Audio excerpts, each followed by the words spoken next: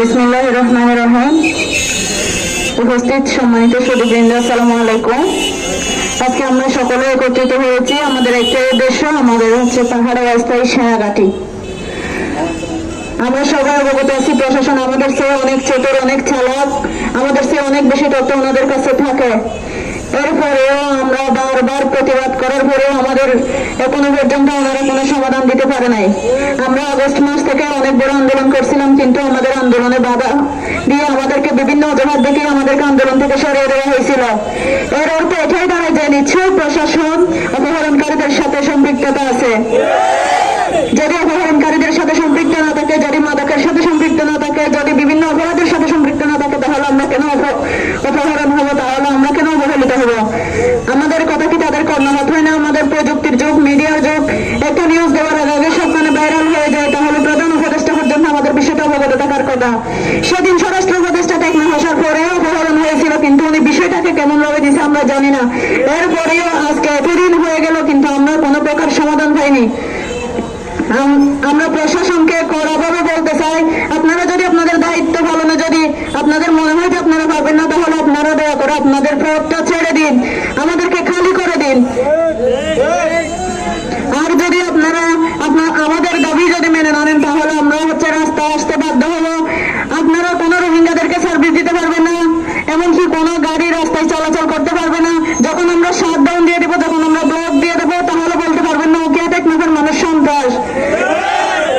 সেদিন আমরা যখন আন্দোলন করছিলাম, থানার পুলিশ গেছিল আমাদেরকে উচ্ছৃঙ্খল না করার জন্য। আমরা কি উচ্ছৃঙ্খলকারী? আমরা উচ্ছৃঙ্খলকারীদের বিরুদ্ধে প্রতিবাদ করি, আমরা উচ্ছৃঙ্খলকারীদের কথা তাদেরকে জানাই। বিভিন্নভাবে প্রশাসনকে অবগত করার পরেও প্রশাসন আমাদের পক্ষে এসে এখনো পর্যন্ত কোনো কাজ করে নাই।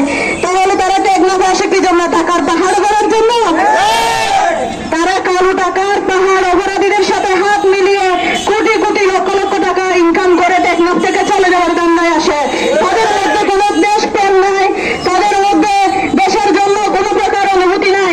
তারা টেকনাফে আসে, টেকনাফ সীমান্ত এলাকা, এমনকি আপনারা যদি তথ্য নেন, আমাদের বাড়ির পাশে যে রোহিঙ্গাগুলো আছে তারা বলে বিজেপি আমাদেরকে টাকাকেই এইখানে এনেছে। তাহলে আপনারা বর্ডার যদি পাহারা দিতে না পারেন, আপনারা কেন সীমান্তই থাকেন? আপনাদের চাকরি করার কোনো দরকার নাই। আপনাদের মতো প্রশাসন চাই না।